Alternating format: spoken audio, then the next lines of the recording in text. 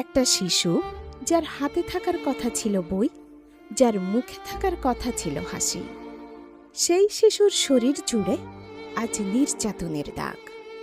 প্রতিদিন ভাবত আজ হয়তো আবার শুরু হবে নির্যাতন, আবার রক্ত ঝরবে শরীর থেকে, আবার চিৎকার করলেও কেউ বাঁচাতে আসবে না। মাত্র 10 বছরের ছোট্ট তাহসিন। শরীরের এমন কোনো জায়গা নেই যেখানে আঘাতের চিহ্ন নেই। দীর্ঘ 9 মাস নিজের ঘরেই বন্দী ছিল সে। না, কোনো অপহরণকারী চক্রের হাতে নয়। যে ঘরে সবচেয়ে নিরাপদ থাকার কথা ছিল, সেই ঘরই হয়ে উঠেছিল তার জন্য ভয়ঙ্কর নির্যাতন কেন্দ্র।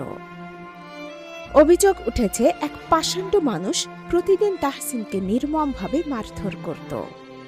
আর সবচেয়ে ভয়ঙ্কর বিষয় হলো, এই নির্যাতনের সময় পাশে দাঁড়িয়ে থাকত তাহসিনের নিজের মা।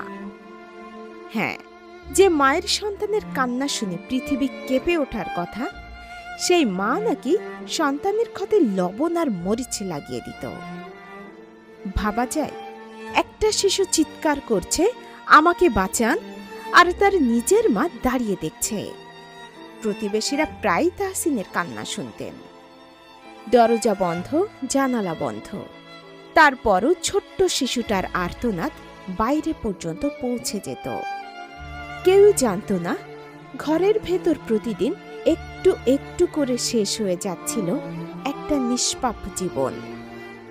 তাহসিনকে হাত বেঁধে ঝুলিয়ে মারধর করা হতো, মুখে স্কচ টেপ লাগিয়ে দেওয়া হতো যেন তার কান্নার শব্দ বাইরে না যায়। একটা শিশু যে শুধু একটু আদর চেয়েছিল, একটু নিরাপদ আশ্রয় চেয়েছিল, সে দিনের পর দিন সহ্য করেছে অমানবিক নির্যাতন। সবচেয়ে কষ্টের বিষয়, তাহসিনের বাবা ছিলেন প্রবাসে। তিনি কিছুই জানতেন না।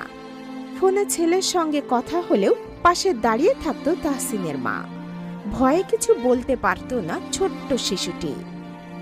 শেষ পর্যন্ত প্রতিবেশীদের সন্দেহ হয়। কয়েকজন তরুণ এগিয়ে আসেন। তারা গিয়ে দেখেন রক্তাক্ত ক্ষত বিক্ষত, ভয়ে কাঁপতে থাকা এক শিশু মৃত্যুর সঙ্গে লড়ছে। পরে পুলিশ এসে অভিযুক্তকে আটক করে। আজ পুরো দেশ জানতে চায়, কি অপরাধ ছিল তাহসিনের?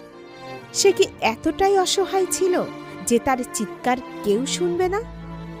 একটা শিশু যখন নিজের ঘরে নিরাপদে না থাকে, তখন সমাজ হিসেবে আমরা কতটা ব্যর্থ? সেই প্রশ্ন আজ সবাইকে কাঁদাচ্ছে। তাহসিনের শরীরের ক্ষত হয়তো একদিন শুকিয়ে যাবে, কিন্তু এই শিশুর মনে যে ভয়, যে দুঃস্বপ্ন, সেটা কি কোনোদিন মুছে যাবে?